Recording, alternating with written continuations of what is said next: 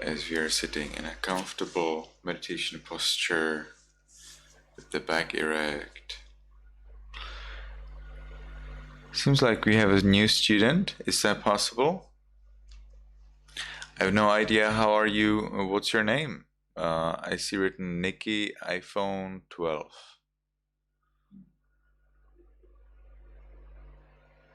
Nikki iPhone 12. Will you tell us what's your name?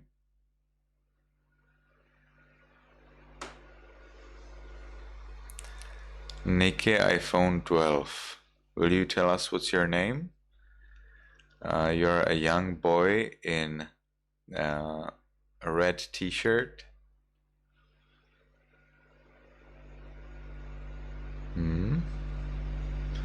A boy in a red t-shirt. Are you here with us? I'm asking what's your name. Yes, Yeti? I think that Felix and he might have been using his mom's phone but forgot to change the name. I see. Thank you very much. Felix, are you here with us? Yes. Nice. Can you please change your name into Felix? Wait, what? I cannot do that. I didn't know how to do that. I'm talking his mom, Cynthia. Okay. I'm going to ask my mom.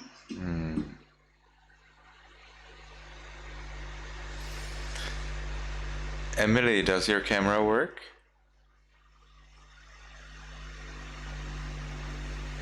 Yes. Okay.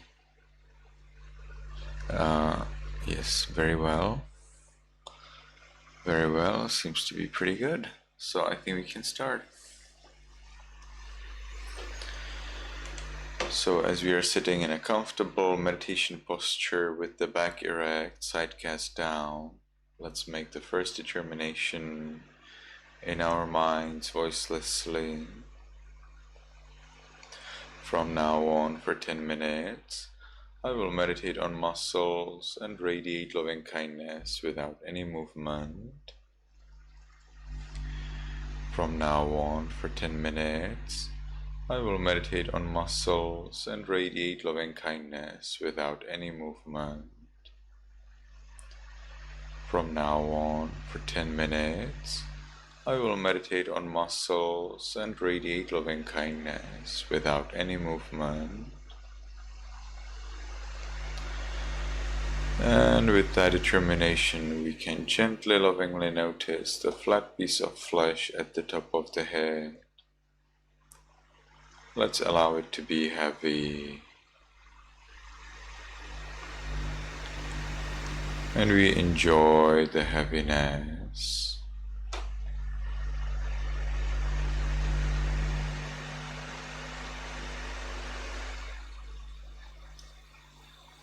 We continue to the forehead.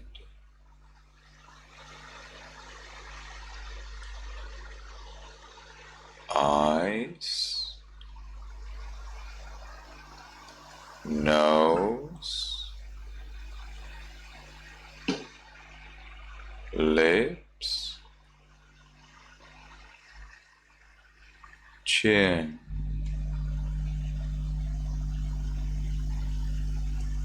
Cheeks. Ears. Back of the head.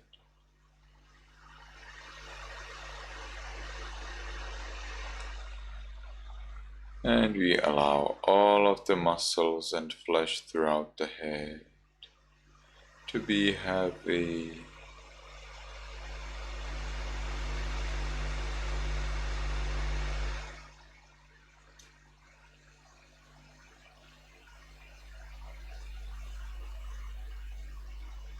We continue to the neck, shoulders, arms, elbows, forearms, wrists, palms, fingers, tips of fingers,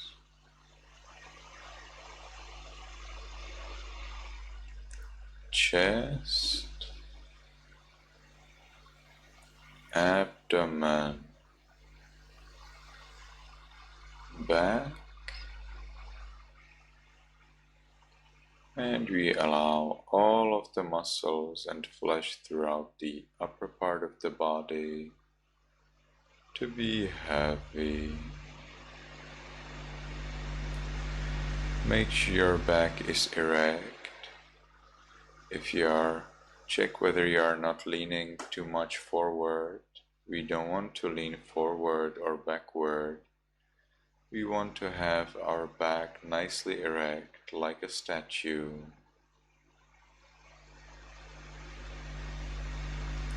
And our chin is close to the neck, so we approach our neck by the chin. And make sure your back is erect. And see if you can calm the body down. You don't need to worry about anything. Just enjoy this time.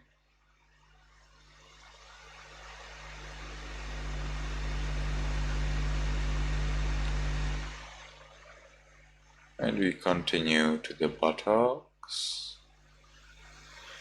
In buttocks, we consider the muscle there and we allow it to be heavy. Then we continue to thighs. There are also muscles. We allow them to be heavy. Knees, calves, the heels, soles, toes, tips of toes,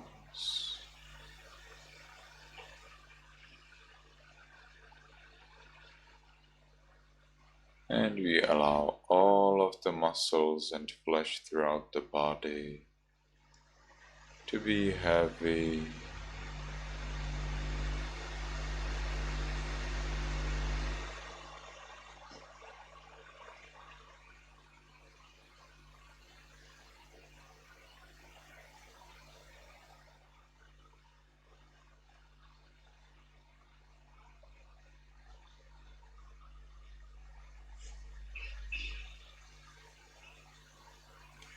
And in our mind, we can recite heavy, heavy, with the intention to make the body even more heavy.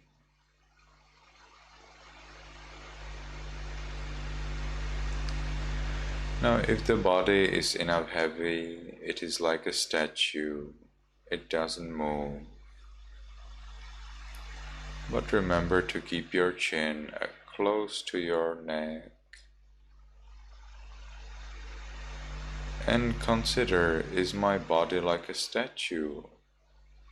Or is it moving? Or is it restless?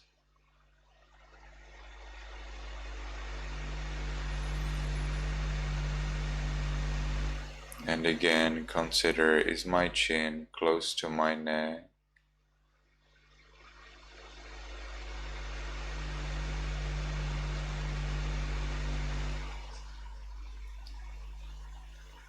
And as we allow the body to be the way it is, peaceful, we ourselves achieve freedom from worry about the body.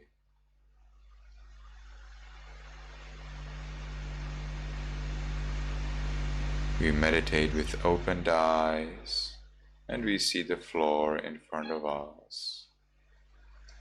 Remember to keep your eyes open, but a little bit, and we see the floor in front of us.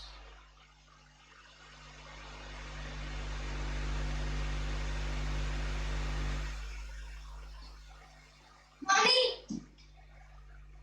Mom's calling. And we can now share our peace with other living beings.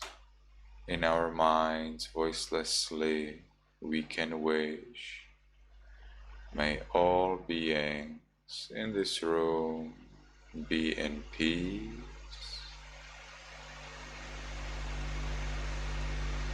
May all beings in this room be in peace.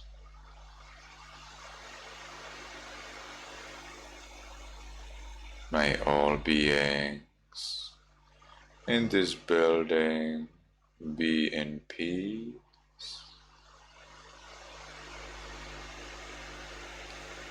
May all beings in this village be in peace.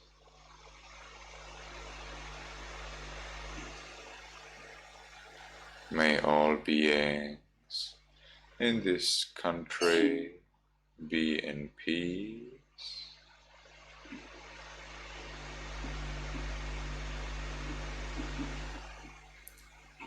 May all beings on this planet be in peace.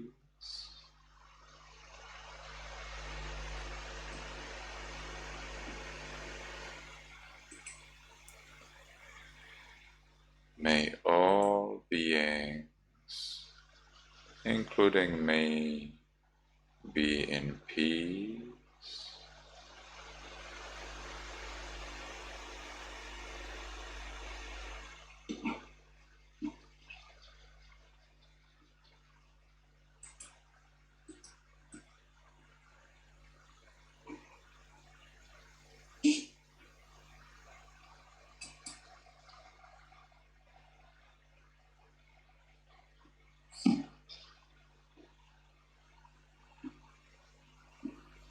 Now, because the time for the sitting is finished, let's make the last determination in our minds voicelessly.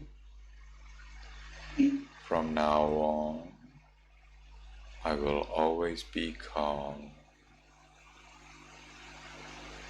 From now on, I will always be calm. From now on, I will always be calm. And we can slowly, mindfully change the way of our sitting.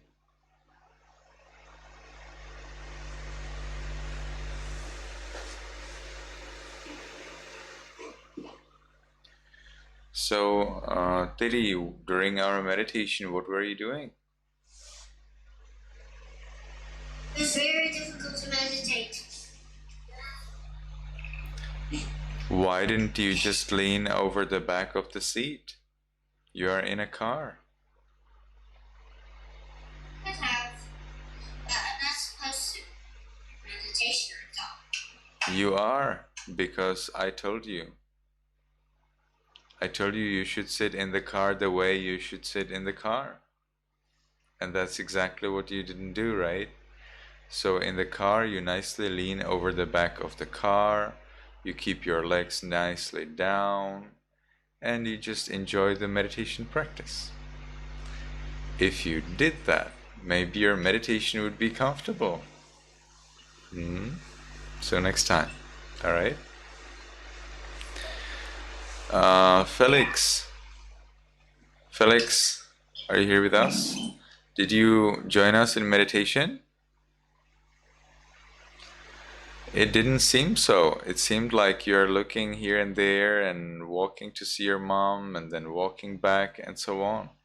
Felix, do you think you can meditate? Someone is calling. Yes, I have heard. But you, well, it's a little bit more difficult. When you're meditating, you do not move, you know, Felix. You're like a statue. Do you think that statue would be going to see its mom to say that someone is calling? Probably not, right? So a statue just sits and meditates.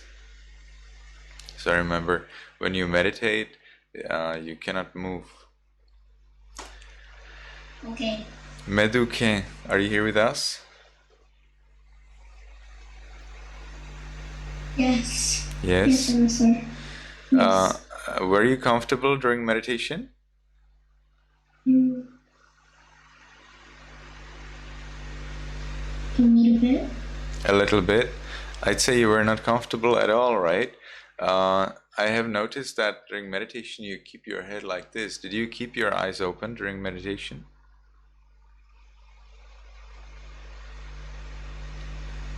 Meduke, are we connected? Meduke, did you keep your eyes open during meditation? A little. A little. Are you sure? Yes. I feel like your eyes were closed. Otherwise, you would notice, if your eyes were open, you would notice that your head is like that during meditation. Did you notice that your head was like that? Meduke, are you here with us? Yes. Yes. So, did you notice that your head was tilted above, as if you were looking at the wall, at the ceiling? You didn't notice that? Okay. If you kept your eyes open, you would have noticed that. So that's why you need to keep your eyes open, so that your head is not looking at the ceiling, but is down and looking at the floor. You need to see the floor throughout the meditation practice. You cannot just, it's not like that you need to keep your eyes open. That's not enough. You also need to see the floor throughout the meditation time.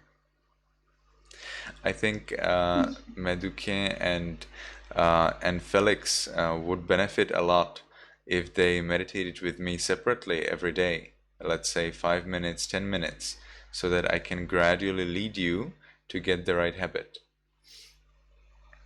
So, Meduke, you can discuss with your mom or with your dad or whoever is taking care of you, whether they would be they would be willing to provide you with connection with me every day for about 5-10 minutes for meditation, so that I can gradually guide you to meditate comfortably. What do you think about that, Meduke? Okay. Okay, where do you live? Monroe St. John Forest. What's the name of the state where you live? North Carolina. North Carolina. Okay. Thank you. So you can tell your parents, and if we could meet every day, Monday to Friday, for about 5-10 minutes, then I can gradually lead you so that meditation becomes comfortable. And Felix, are you here with us? Where do you live, Felix? Is it the street name or the No, house number? I mean, what's the name of the state where you live? North Carolina. North Carolina. Okay, nice. So, Felix, I think it would benefit you a lot if you meditate with me every day, Monday to Friday, for about 5, maybe 10 minutes. So you can ask your parents what do they think about that, and I would gradually lead you to find meditation comfortable. All right, Felix? Okay. I'm usually sometimes late from school. Yeah, that's the second stage. First, you need to ask your parents what they think about that, and then we can think about some time when we are both comfortable. All right, so now let's move on to our recitation. We'll be reciting in Burmese pronunciation today.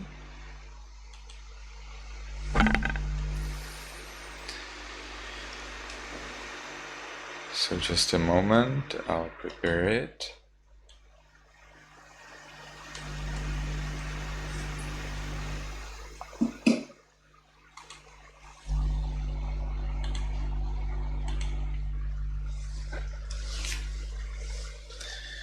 Okay, so everybody please unmute yourself.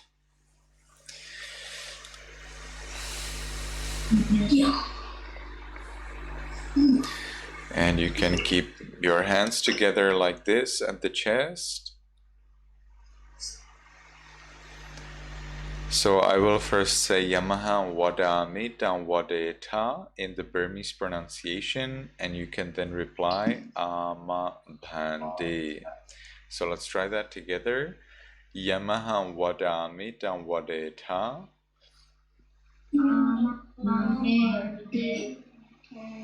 So now you can repeat after me little by little. You will be requesting me, you will be asking me for 3 refuges and the 5 precepts.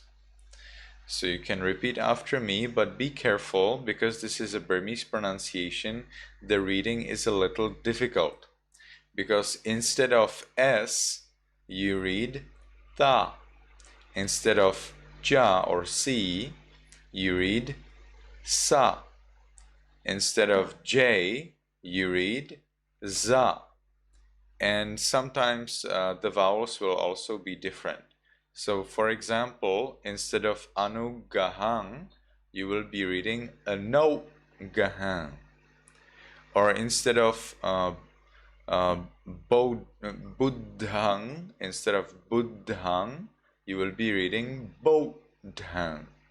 So you need to be very careful about my pronunciation and try to pronounce exactly in the way I pronounce. So let's try that together. Remember to keep your hands together at the chest. Aham Bhante Titaranena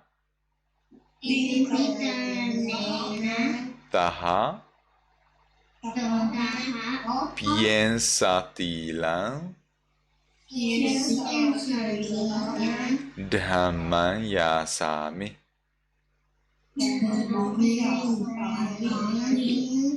Anogaha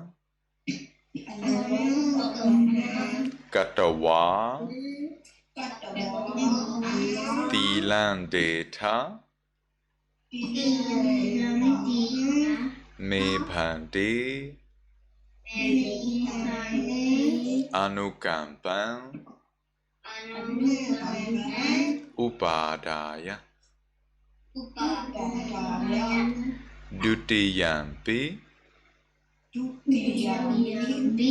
Aham Bhante Titaranena Taha Piensatilan Dhamman Yasami. Anogahan Katawa Tilandeta Me Bhante Anukampan Upadaya Tatiyampi Aham Bhante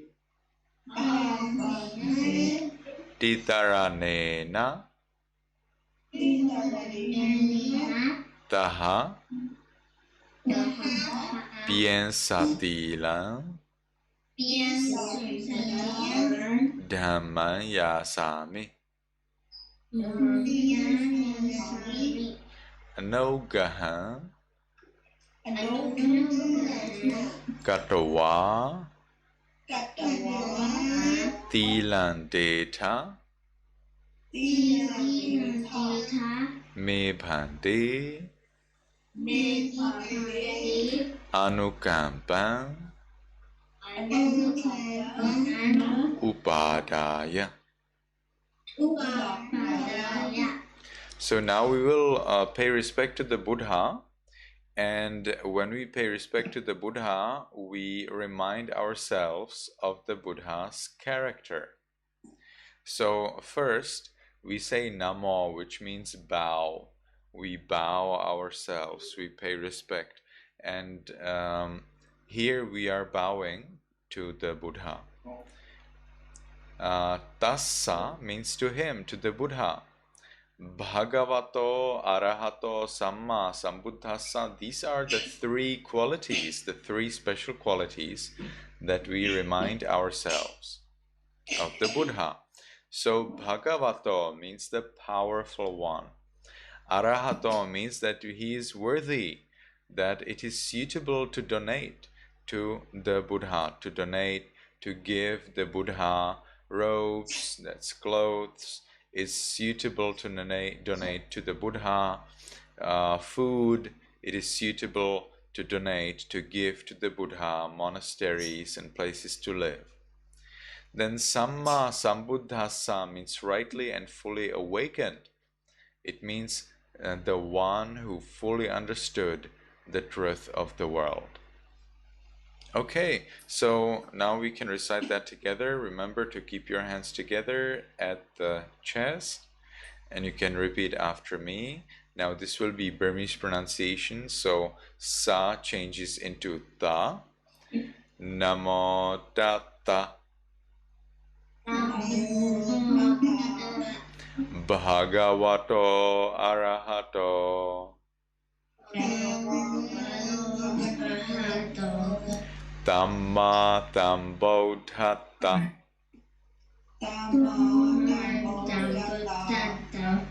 Namo Tatta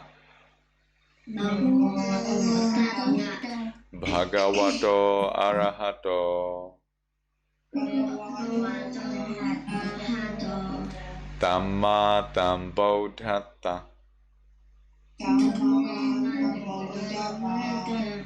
Namo Tatta Bhagavato Arahato Tamma Tambuddhata.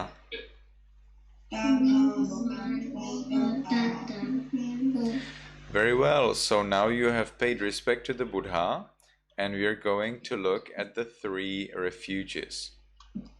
So here again, be careful, this is Burmese pronunciation.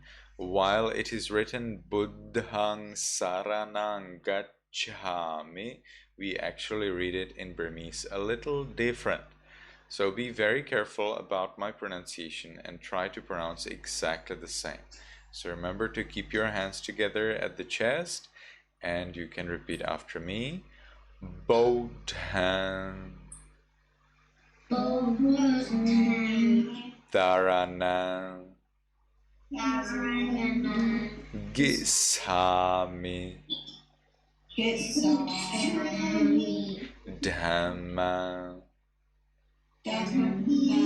Dharanam Gisami Tangham Dharanam Gisami.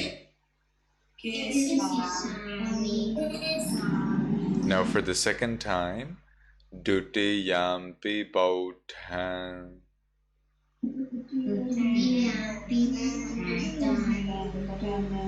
Dharanam Gisami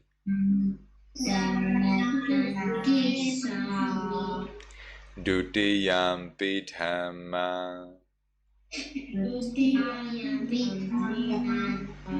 Dharanam Gisami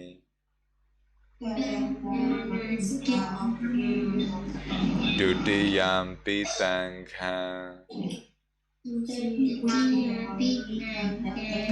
Dharanam Gisami Tatiyampi Bodhan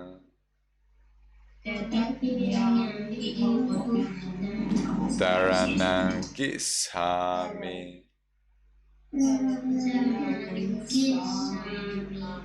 Tatiyampi dhamma Taranang gissami Tatiyampi tangham Taranang gissami.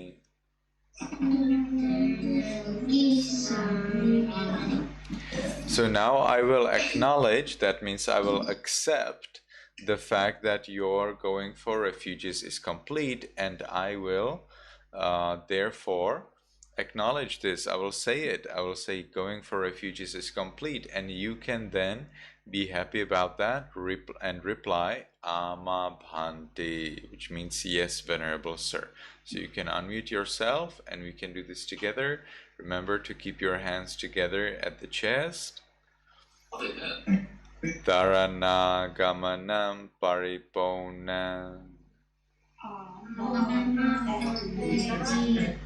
Nice. So now start the 5 precepts. So you can repeat after me. The first precept means I follow the rule of refraining from destroying life. So we never ever kill, we never ever harm anyone. Instead, we help other living beings so that they are happy. So you can repeat after me. Panatipata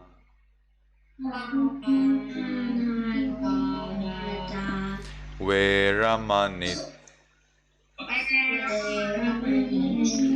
Teikhapadam Tamadiyami. The second precept means I follow the precept of refraining from taking what is not given. It means we never steal. And if you want to borrow something, first you ask for permission, and then if you get a permission, you borrow it. Adena dana Veramani Teikhapadam Tamadiyami. The third precept means I follow the precept of refraining from sexual misconduct. That means that later when you have a husband or wife, you will not fall in love with anyone else than the one who's your wife or husband. Kametu Mesasara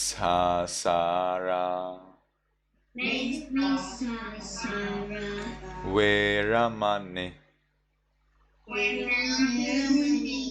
Teikhapadam Tamadiyami.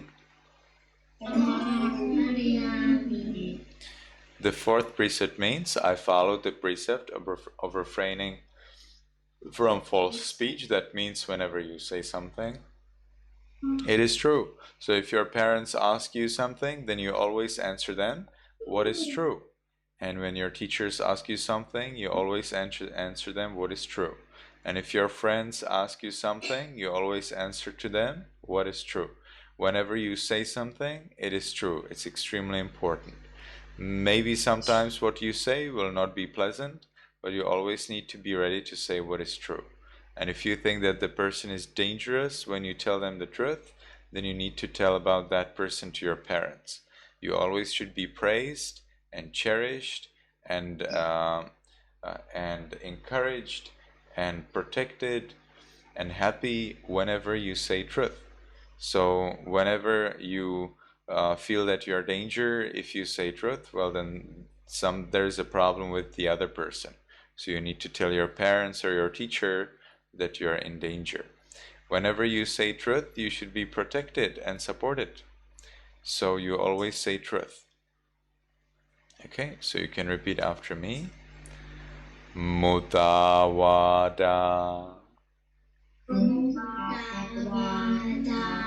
Veramani Teikhapadam Tamadiyami. Now the fifth precept is, I follow the precept of refraining from drinking alcohol and taking drugs. So we never drink alcohol, we never take drugs, even just a little, even just to learn. No, we never want to learn these things. We never want to have these things. Why? Because when you take alcohol, you lose your wisdom, you lose your intelligence. So if you drink alcohol, you become stupid. Why would you need to become stupid? I never want to be stupid, even for a little while. I always want to be clever. I always want to be wise. That's why I never drink alcohol. So you also may like to keep yourself wise, and those who are stupid and those who want to be stupid by drinking alcohol, just don't tell them anything. That's their problem. It's not your problem. But if they force you to drink alcohol, you always refuse. Never even a little bit. Okay, so you can repeat after me. Tura me raya. And now be careful. In English, what you see here is majja. But in Burmese pronunciation, we read it as mizza. So you can repeat after me. Mizza. Pamadatthana. Veramani. Teikhapadam. Tamadiyami. So be careful, we are now following Burmese pronunciation, so you can repeat after me in Burmese pronunciation. Tamadiyami. Yes, that's better. So now I will encourage you to follow and protect the three refuges and five precepts very well, and you can then reply to me, Ama Bhante. So let's try that together. Titranena tadhain piensatilan dhammanta dukam turakhitam katva appamadena tampadeta. Very well. Now I will wish you to be happy, healthy, and to achieve the eternal bliss of Nibbana. And if you are happy about that wish, you can then reply to me, Tadhu, Tadhu, Tadhu, which means well said in the Burmese pronunciation. So let's try that together. May you be happy, may you be healthy, and may you soon attain the eternal bliss of Nibbana.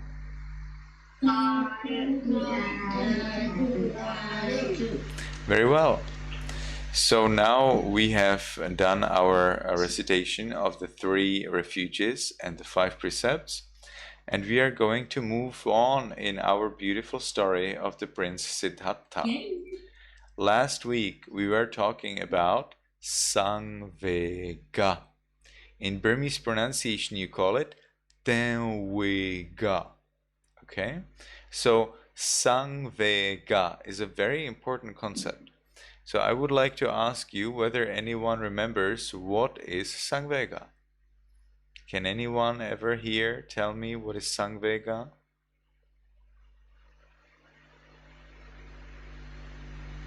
Yes, Tenza? So it means like you're trembling in fear and like it's wise fear. Very well, thank you. Anyone can tell me what is Sangvega also? Anyone else, I mean? Okay, so Sangvega indeed is being afraid. It actually doesn't literally mean being tremble. I was not accurate the last time, but it means being frightened. It totally means being frightened. There is a special word for Sangvega, and that is apprehension. Now, this English word apprehension has many meanings, and it's so confusing. But I like it very much because it is very accurate translation. of the Pali word Sangvega. Apprehension is when you realize, accept, and at the same time are afraid. So this word is very rich in the meaning and it's very suitable here. So Sangvega is a kind of apprehension. It is the state when you realize the situation and at the same time you're afraid because that situation is really bad. Now Sangvega related to Buddha to be is an extremely important thing, because the Buddha to be, he saw an old man, an ill man, and a dead man. Well, he realized that there is a problem. There is a serious problem, and that is life. He realized that life is a problem.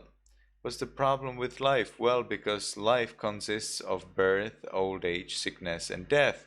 And those are things that are not desirable. They're things that are not nice. Now, the problem is death is even a bigger problem, because with death you get another life. So you either live and suffer, or you die and you suffer even more. So that's a big problem, you see. The Buddha to be here, the prince, was stuck. Oh, death is a problem, life is a problem. What can I do? How can I get free from this? Well, what else is there than life and death? And that's what the Buddha to be wanted to find out. He wanted to find out whether there is something else than life and death. Death is always worse than life. There is no worse thing than death. Why is death worse than life? Death is worse than life because you don't know what will happen after death. But you know what will happen if you live. If you just continue life, then you know what will be next. But if you die, you have no idea what's coming. Now, if you live, you are sure you will be a human. If you live today, you are sure you're a human. If you live tomorrow, you are sure you will be a human. But if you die, you're no more sure. You can be born in hell, and you will be boiled in a pot with hot water, or you will be running over melting over a floor that's so hot that it's just incredible to run there, but you have no shoes. You're barefooted running over a hot floor, and there are flames and fire, and nobody cares, and you're just screaming and running here and there, and there's no way out of that. We don't want that. I don't want that. That's why I don't want death, and you also should not want death. Now, what if you're lucky and after death you're born as an animal?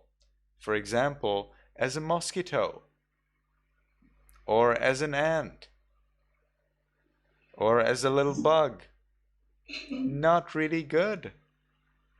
When a mosquito is born, it's waiting until something eats it. When a bug is born, it's waiting until something eats it. The bug is literally waiting for death. So you didn't do much. When a human dies, it's so bad, because the human doesn't know where he will or she will be born. That's why we always cherish the human life, because it is so special, so wonderful. It is so much better than die and being born in hell or as an animal. So we always cherish life, not only ours, but of others as well. Now, what about this mosquito? The mosquito is hungry. There's a problem. But if the mosquito dies, the mosquito may be born in hell, and it's even worse. So that's why we cherish life of everyone, of every living being. Because we know that if we destroy them, if we kill them, well, they may be born somewhere much, much worse. And just like ourselves, we don't want to be born in a bad world. We don't want others to be born in a bad world, because we understand how does that feel. We understand that this is something we don't want, and we understand that they also don't want to be born in hell. They also don't want to be born in a world of suffering. So we never harm others.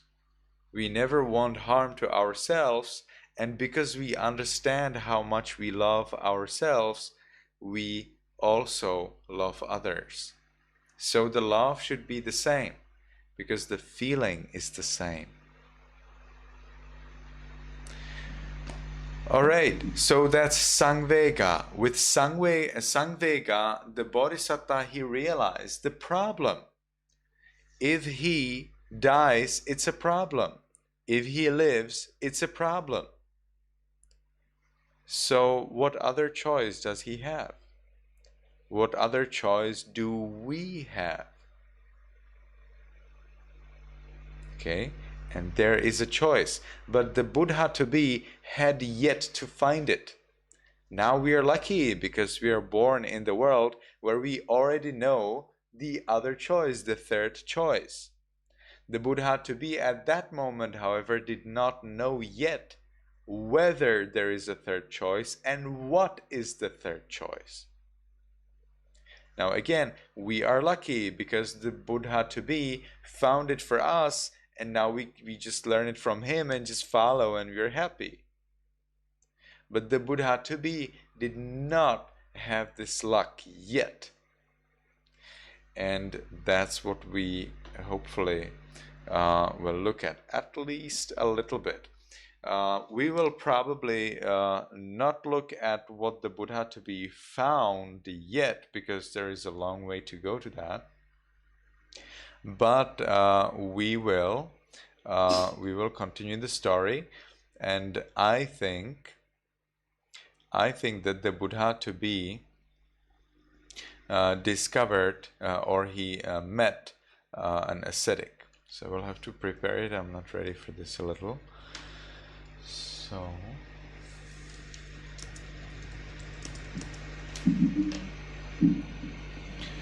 I'm getting ready. Just a moment, please.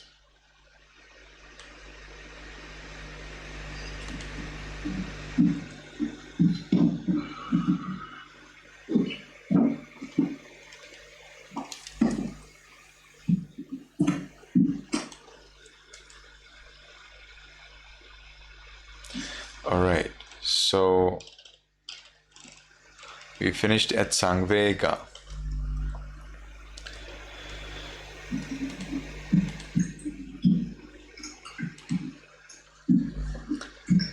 So here we can see the Bodhisattva Sangvega. So although the charioteer merely explained the worldly nature of death, in the Pali language we call it marana, death.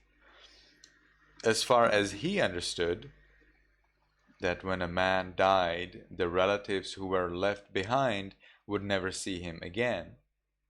Nor would the man who passed away, the man who died, see again the relatives he had left behind.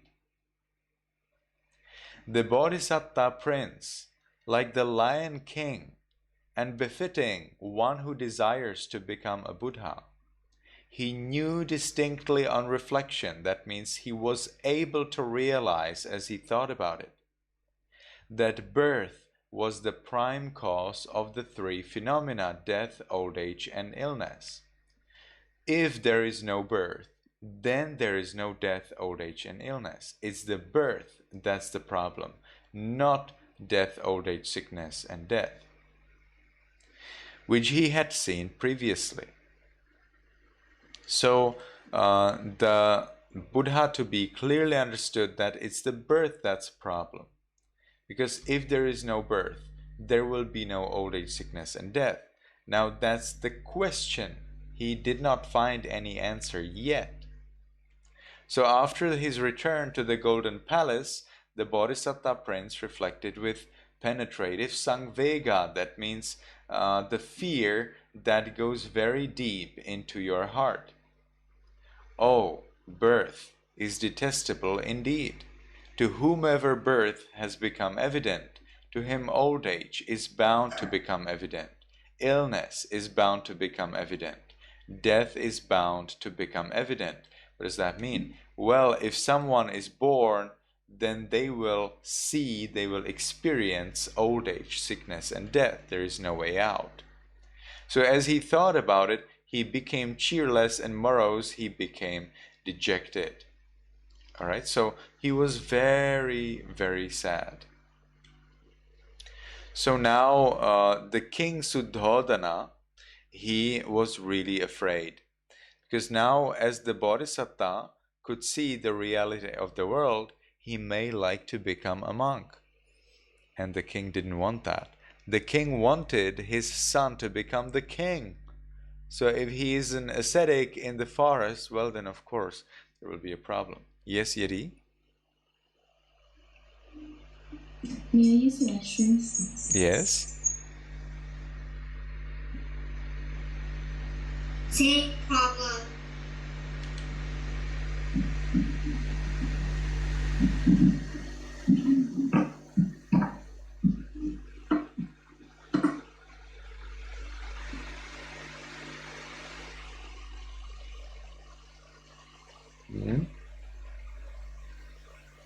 Yeri, Medukin, you cannot lie down during our meeting.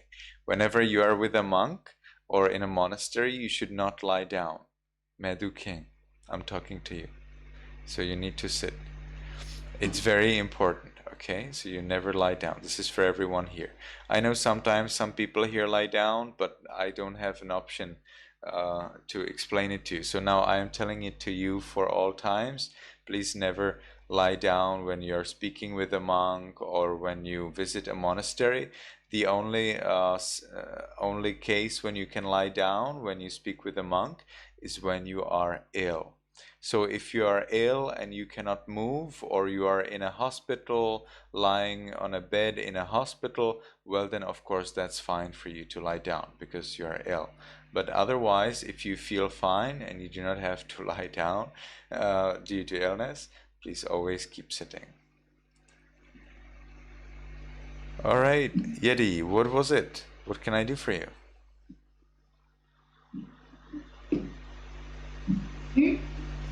You were raising your hand and you wanted to tell me something? Oh, I raised my hand to ask if I could use the restroom. I see, okay. Fine. So I think this is all what we could do today. Hopefully next week it will be better. Please remember to be ready for meditation. I would like to ask Felix and anyone else, everyone else, to be ready for meditation. That means I need to see your face, hands, and legs during meditation so that I can easily check whether you sit properly, and during meditation whether you enjoy the peace of meditation. If you do not sit properly, I would ask you to sit in a different way. If you do not achieve peace during meditation, I would ask you to meet me every day, Monday to Friday, and gradually train so that you achieve peace. Meditation is very hard in the beginning, but if you practice every day, a little, let's say 5 minutes, 10 minutes, then it becomes more comfortable. Felix, do you meditate every day? No, you see? So Felix, you need to meditate every day. And I will be most happy to guide you every day so that you gradually calm down and you find meditation comfortable. Meduken, do you meditate every day?